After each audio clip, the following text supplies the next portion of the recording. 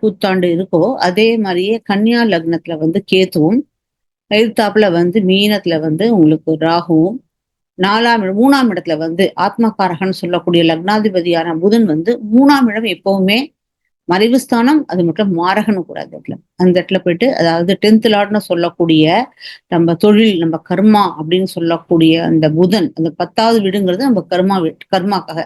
நம்ம என்ன தொழில் செய்ய போறோம்? அது மாதிரியான ஒரு விஷயம். அப்புறம் வந்து லக்னம் அப்படிங்கிறது நம்மளுடைய நாட்டுடைய இது பொது பலன் அப்படின்னு சொல்றது. ஏன்னா இது வந்து சரீரம்னு சொல்லுவா, இண்டிவிஜுவல் ஹாரோஸ்கோப்பு. முண்டேன்ல வந்து நம்மளுடைய நாட்டுடைய மொத்த இது. அது வந்து 3ஆம் இடம் அப்படின்னு சொல்லக்கூடிய விருச்சிகத்துல அந்த புதன் போகும்போது அது வந்து வந்து முன்னாடியே போன வருஷம் நான் சொல்லியிருந்தேன். இப்போ அதை வந்து அப்படியே உண்மையாயிடுது. அந்த சிஐடி விஷயமா இன்டெலிஜென்ட் டிபார்ட்மெண்ட் இந்த ஏஐங்கிறது வந்து ரொம்பவும் இதுவாகி அதுக்கு தான் ரொம்ப முன்னேற்றம் ஜாஸ்தி கொடுப்பாங்க எல்லாருமே. ஓகே. அந்த அந்த இதுலதான் யாரும் படிச்சா கூட இப்போ ஏஐ ரிலேட்டட்ல படிச்சீங்கன்னாக்கா உங்களுக்கு நிச்சயமாக சக்சஸ்ஃபுல்லா வரும் அப்படிங்கிறது. ஏன்னா 3ஆம் இடம் வந்து நம்மளுடைய அந்த kinder garden education department, communication அந்த மாதிரியான இடம். அது வந்து நம்மளுடைய காமர் ட்ரெயின் கூட சொல்லுவாங்க. நம்ம கண்ட்ரியோட காமர் ட்ரெயின் அப்படின்னாக்க நம்ம மக்களுக்கு வந்து இதனால உபயோகம் கிடைக்கும். இந்த இது விஷயத்துல நீங்க பார்க்கும்போது கம்யூனிகேஷன்ல வந்து அந்த ஏஐ அப்படிங்கிற ஒரு சப்ஜெக்டை எடுத்து அதுல வந்து பிசினஸோ இல்ல உங்களுடைய தொழிலோ உங்க படிப்போ நீங்க பண்ணும்போது அதுல உங்களுக்கு இதுல நல்லது வரும். அட் த சேம் டைம் இப்போ 4ஆம் இடம் அப்படின்னு பார்க்கும்போது அந்த இடத்துல சந்திரன் வந்து பூராடம் நட்சத்திரத்துல வந்து உட்கார்ந்துட்டு இருக்காரு.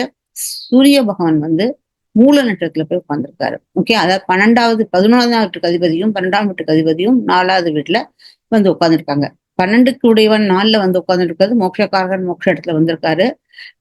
அதுக்கப்புறம் வந்து 11ஆம் வீட்டுக்கு அதிபதியான சந்திரன் எப்பவுமே 4ஆம் வீட்டுல 4, 10ல எல்லாம் இருந்தா அவங்க வந்து ரொம்ப பப்ளிக் ஃபிகரா ஆவாங்க அப்படிங்கிற ஒரு விஷயம். ஸோ நம்ம கண்ட்ரி ஏதோ ஒரு காரணத்தினால மிகவும் நிறையாக அதை பத்தி பேச முடியும். இப்போ ஆல்ரெடியே நம்ம கண்ட்ரி வந்து இப்போ எல்லாருக்கும் இந்தியானா என்னது அப்படிங்கிற ஒரு விஷயத்த முன்னிறுத்தி ஆச்சு. எல்லாருக்குமே ஒரு நம்மளை பத்தி ஒரு நல்ல அபிப்பிராயம் வர ஆரம்பிச்சாச்சு. அதுக்கு அடுத்தது பாத்தீங்கன்னா இந்த பூராட நட்சத்திரம்னாலே நம்மளுடைய இந்த இந்த வருஷம் பூராடம்னா சுக்கிரனோட நட்சத்திரம். அப்போ சுக்கிரனுடைய தசையிலிருந்து தான் இந்த வருஷம் ஆரம்பிக்கிறது.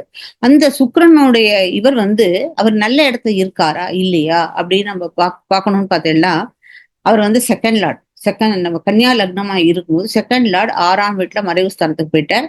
9ஆம் வீட்டுக்கு அதிபதியும் 6ஆம் வீட்டுக்கு போயிட்டார். சோ அதனால இங்க ராசியிலேருந்து பார்க்கும்போது அந்த 3ஆம் வீடு அகைன் எப்படி லக்னாதிபதி 3ல போய் மறைவு ஸ்தானத்துக்கு போயிட்டாரோ, மாரகஸ்தானத்துக்கு போயிட்டாரோ அதே மாதிரியே ராசியுடைய